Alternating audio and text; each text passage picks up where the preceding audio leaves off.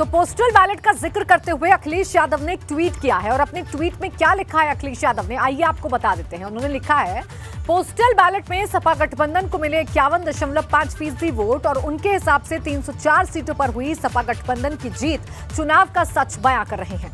Postal ballot डालने वाले हर उस सच्चे सरकारी कर्मी, शिक्षक और मतदाता का धन्यवाद जिसने पूरी ईमानदारी से हमें वोट दिया। सत्ताधारी याद रखें, छल से बल नहीं मिलता।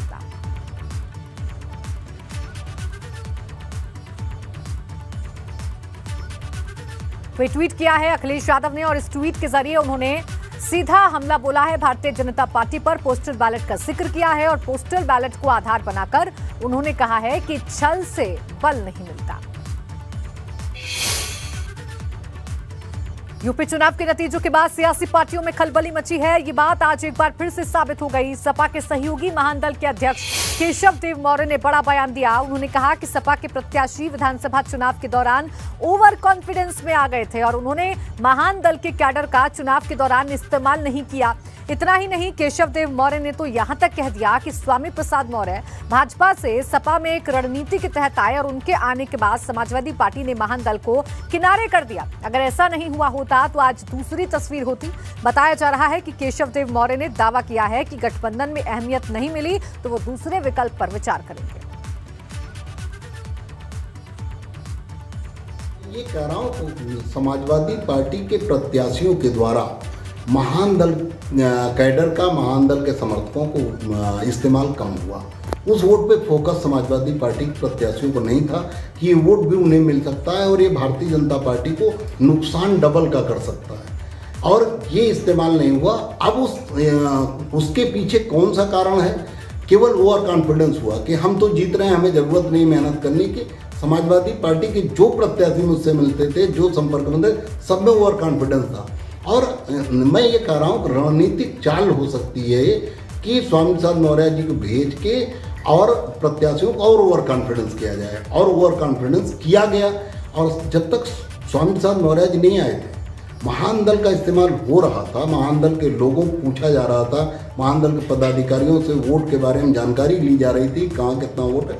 और जब स्वामी प्रसाद मौर्य जी आए तो समाजवादी पार्टी के जितने भी प्रत्याशी थे वो ओवर कॉन्फिडेंस में आ गए। उन्होंने महान दल को एकदम किनारे रखा, उनका इस्तेमाल नहीं हुआ। और महान दल का इस्तेमाल हुआ होता तो दो फायदे होते। एक तो समाजवादी पार्टी का वोट बढ़ता और दूसरा भारतीय जनता पार्टी का नुकसान होता, क्योंकि 2017 में ये पूरा का पूरा वोट भारतीय जनता पार्टी में गया। बढ़ते आगे, प्रधानमंत्री नरेंद्र मोदी ने आज बीजेपी संसदीय दल की बैठक में फिल्म द कश्मीर फाइल्स का जिक्र कर इसके विरोधियों पर जमकर निशाना साधा। पीएम ने कहा कि हमेशा फ्रीडम ऑफ एक्सप्रेशन के झंडे लेकर घूमने वाली पूरी जमात बौखला गई है। कुछ लोगों को बुरा लग रहा है कि सच आज सामने आ रहा है। आपने देखा होगा, कश्मीर फाइल फिल्म की चर्चा चल रही है और जो लोग हमेशा फ्रीडम ऑफ एक्सप्रेशन के झंडे लेकर के घूमते हैं, वो पूरी जमात बौखला गई है पिछले 5-6 दिन से। और ये फिल्म का तथ्यों के आधार पर, आर्ट के आधार पर उसकी विवेचना करने के बजाय उसको डिस्क्रेडिट करने के लिए बड़ा मुहिम चला है। आपने देखा होगा, एक पूरी इकोसिस्टम उजागर करने का साहस करे, उसको जो सत्य लगा उसने प्रस्तुत करने की कोशिश की, लेकिन उस सत्य को न समझने की तैयारी, न स्वीकारने की तैयारी है, न ही दुनिया इसको देखे इसके लिए उनकी मंजूरी है। जिस प्रकार का षड्यंत्र पिछले 5-6 दिन से चल रहा है। मेरा विषय कोई फिल्म नहीं है, मेरा विषय है कि जो सत्य है उसको सही स्वरूप में देश के सामने लाना देश की भलाई के लिए होता है।